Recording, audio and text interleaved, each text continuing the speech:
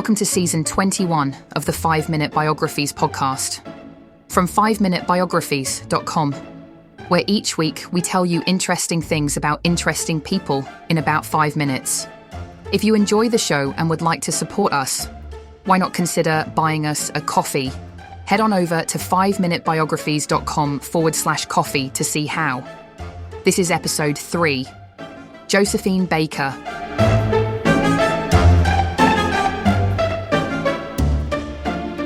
Josephine Baker was more than a glittering star of the stage.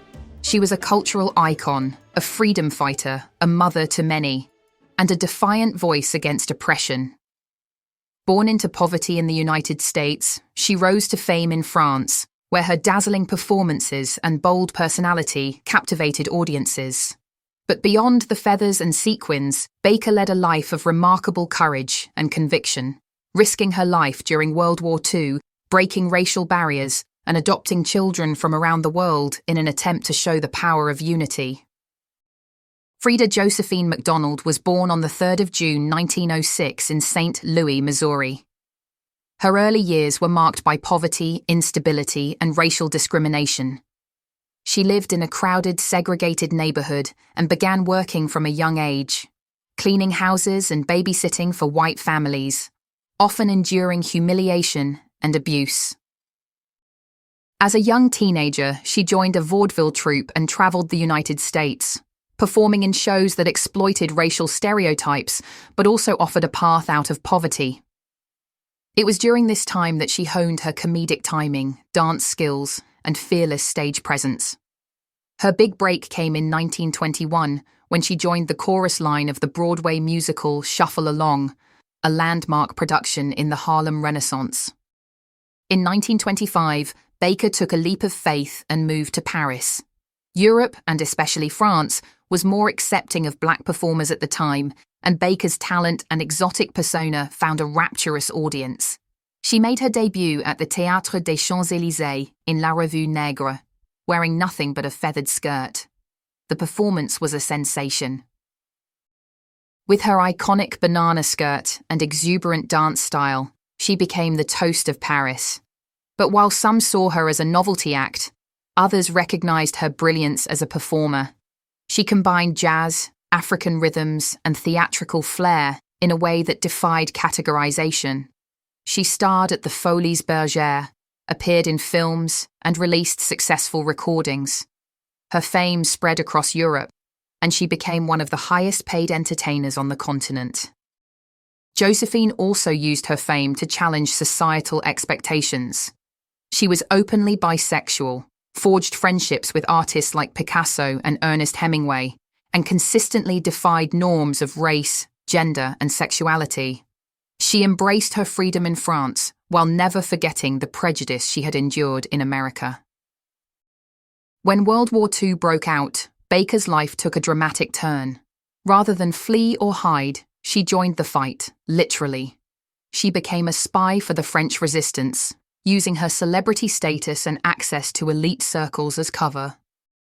As an agent for the Free French Forces, she carried secret messages in her sheet music and traveled across North Africa and Europe to gather intelligence. Her performances served as a convenient pretext for her movements, and she smuggled valuable information to Allied forces. In addition to her espionage work, Baker also entertained troops, often in dangerous locations. She risked arrest, torture, and death, yet never hesitated.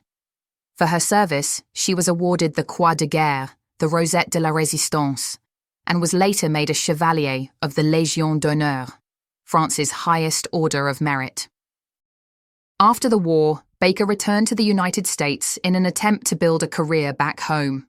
However, she was met with the same racism she had fled 2 decades earlier. American clubs often refused to book her or insisted she perform to segregated audiences. Baker refused. She famously turned down bookings unless venues integrated. In 1951, she was finally allowed to perform at New York's famous Stork Club, but racist incidents marred the experience. In response, she publicly denounced the treatment and received support from figures such as Grace Kelly, who was in the audience and left in protest. She continued to speak out against segregation and became involved in the American civil rights movement. In 1963, she was the only official female speaker at the March on Washington, where Martin Luther King Jr. delivered his "I Have a Dream" speech. Dressed in her military uniform adorned with her French medals, she addressed the crowd and spoke of her life, her fight, and her hopes for a better America.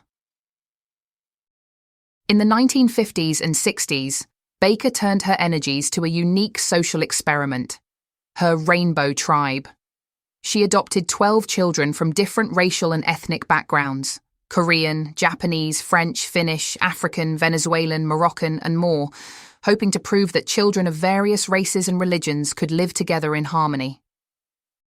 She raised them in her chateau in Dordogne, France, where tourists would come to witness this utopian family. While some have questioned the sustainability and personal motivations of the experiment, others view it as a genuine effort to create a new model of racial harmony. Josephine Baker continued to perform into her later years, often returning to the stage to pay tribute to her career and raise funds for causes she believed in. In 1975, she staged a lavish comeback show in Paris to commemorate 50 years in the entertainment industry. It was a triumphant return, and tragically, her last. On the 12th of April, 1975, just days after her opening night, Baker suffered a cerebral hemorrhage and died at the age of 68.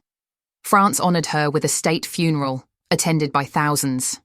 She was buried in Monaco, but in 2021, her legacy received a historic tribute. Josephine Baker was inducted into the Pantheon in Paris, becoming the first Black woman and first performing artist to receive this honour. Josephine Baker's life was a breathtaking performance across continents and causes. She dazzled as a singer, dancer, and actress. She fought bravely in wartime. She challenged racial injustice, not just with words, but with her actions, choices, and sacrifices. Her legacy lives on not only in music and entertainment, but in history books, civil rights movements, and global consciousness. From St. Louis to Paris, from jazz halls to resistance networks, she proved that artistry, courage, and compassion can coexist. Josephine Baker lived many lives in one, and inspired millions in the process. She once said, "I have two loves, my country and Paris." The world, however, had many loves for Josephine Baker, and rightly so. Thanks for listening to the 5-Minute Biographies podcast from 5minutebiographies.com. If you enjoyed the show, please leave us a review wherever you get your podcasts, or if you would like to support us more directly, why not consider buying us a coffee? Head on over to 5minutebiographies.com/coffee to see how. Also, why not check out our other 5-Minute podcasts, which you can find at 5minuteproductions.com. Thanks for listening, and I'll see you next time.